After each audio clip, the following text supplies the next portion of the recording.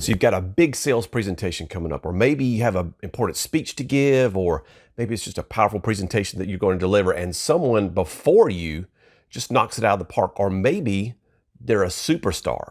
How do you handle that with your nerves? How do you go about doing your best when you know the person in front of you was someone who is really popular or well received by the audience in front of you? Stay tuned.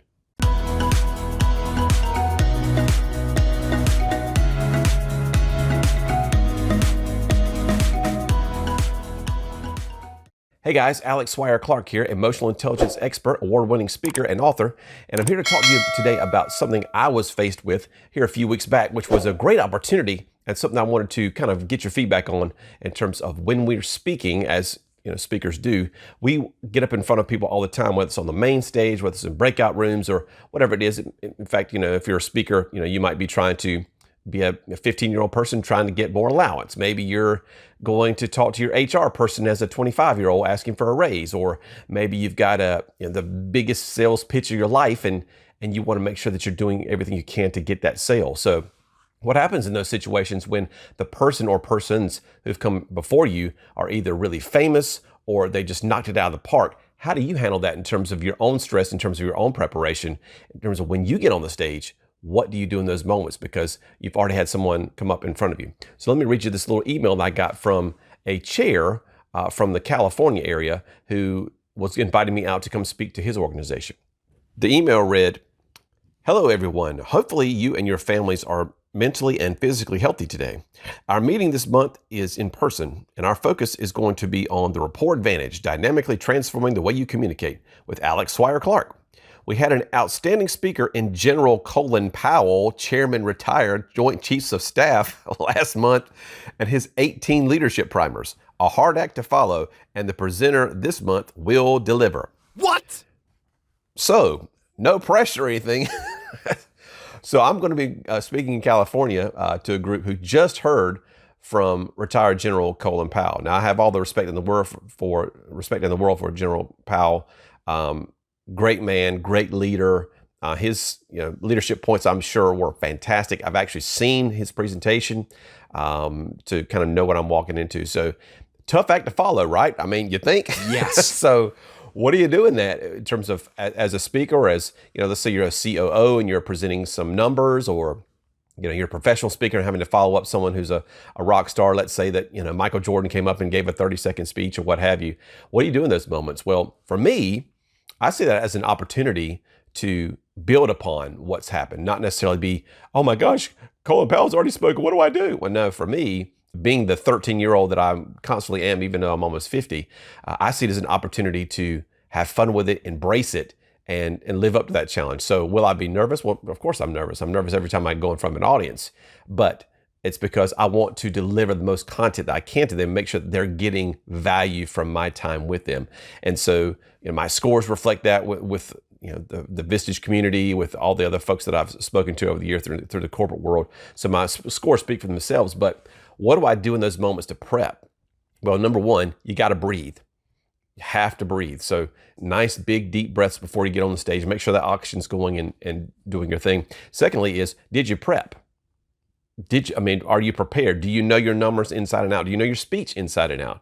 Can you ad lib if necessary? What if someone asks you a question in the middle of your presentation? Are you prepared to handle that? So role play those things out. Spend a lot of time in the pre-work, and that makes the actual on stage time that much simpler for you.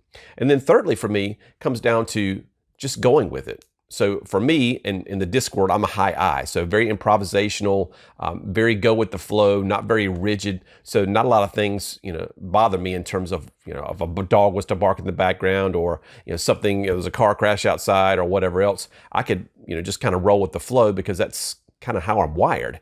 Now for other folks, you may have to adapt a little bit more in those situations to really get the effect that you want in the room. But for me, I can share the stage with Colin Powell or Bruce Springsteen or Justin Bieber or Michael Jordan or whomever else. That's really not going to faze me, because I'm going to do what I do. And so I don't try to be like anybody else. And that's when this authenticity comes in.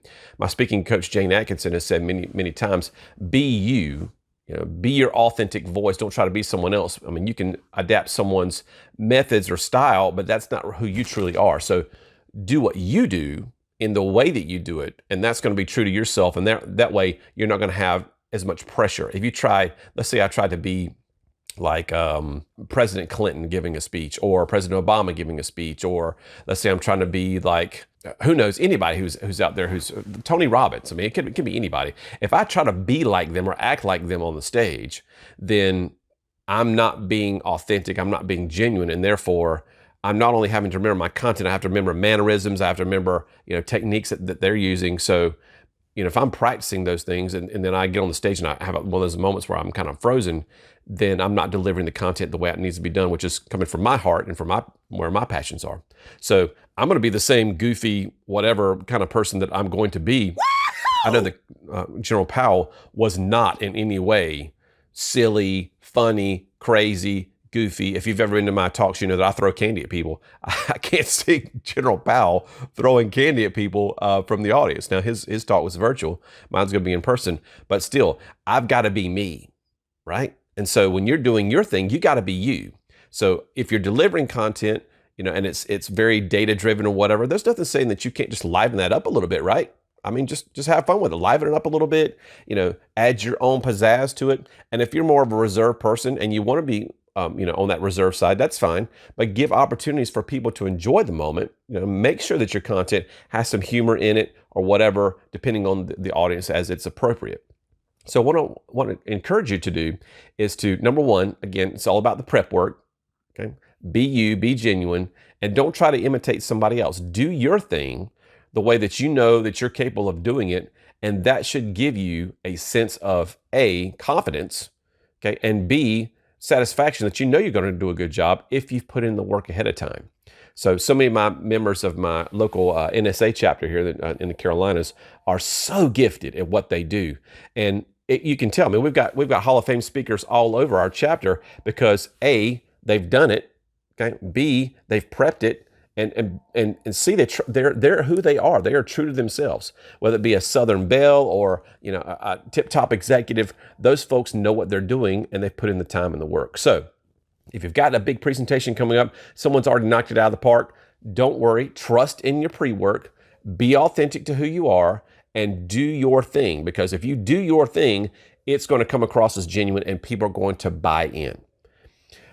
If you haven't subscribed to the channel, would love for you to do that. Please like any videos that you find, for your personal and professional lives to be very valuable to you. We are growing the channel, little bits here, little bits there, trying to provide you with tremendous content that's going to help you, no matter if you're at the CEO level of an organization, if you're in middle management, in your personal life. We have great things on our channel about, your personal and professional relationships. So anything I can do to help you, would love to help you out. We also have a free mini course. See the link in the details below if you're looking to find out more about your own personality style or some of the personalities that are in your personal and professional lives and how to reduce conflict with those folks. Be happy to help you with that. Again, free mini course in the link below. Until next time, take care. Alex Swire-Clark out. Peace.